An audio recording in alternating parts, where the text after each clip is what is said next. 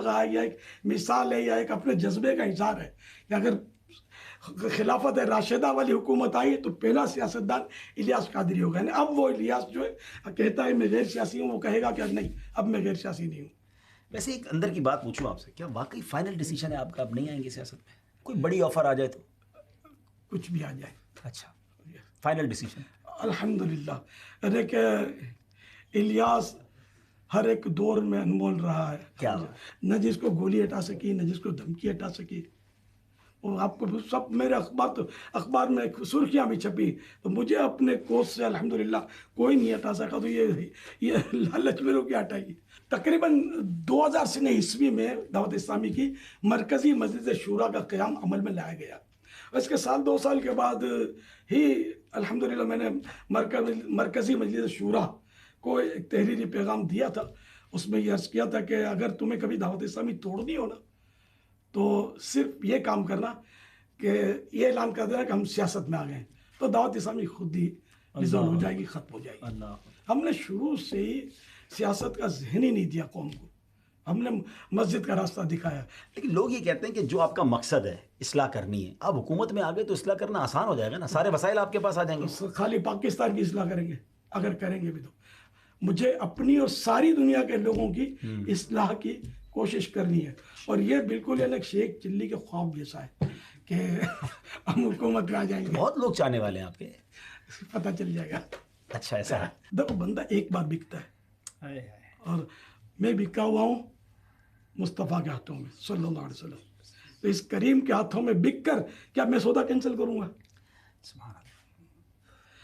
وہ کسی شاعر نے بڑی پیاری بات کی ہے، غلام مصطفیٰ بن کر میں بک جاؤں مدینے میں، محمد نام پر سودا سر بازار ہو جائے صلی اللہ علیہ وسلم. دیکھیں پھر میں غلط فہمی دور کر دوں کہ اس کا مطلب میں یہ نہیں لینا کہ ہر سیاسی فرد جو ہے وہ برا ہی ہے، میں یہ کہہ رہا ہوں یہ نہیں سمجھنا.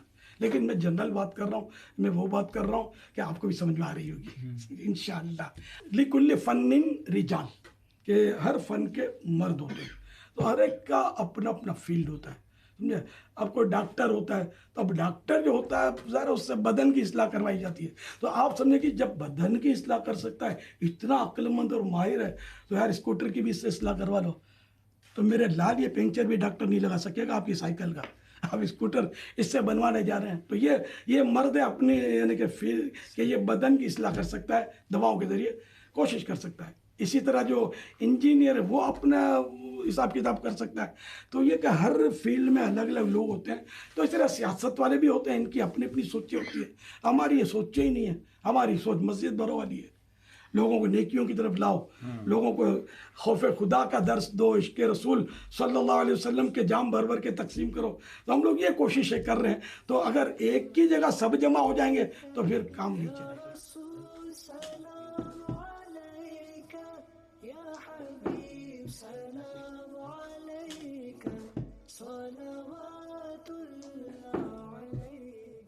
اچھا، وہ آپ کے سوال کا حصہ یہ بھی تھا کہ جب آپ لوگ نہیں آئیں گے تو معاشرے کی اصلاح کیسے ہوئی؟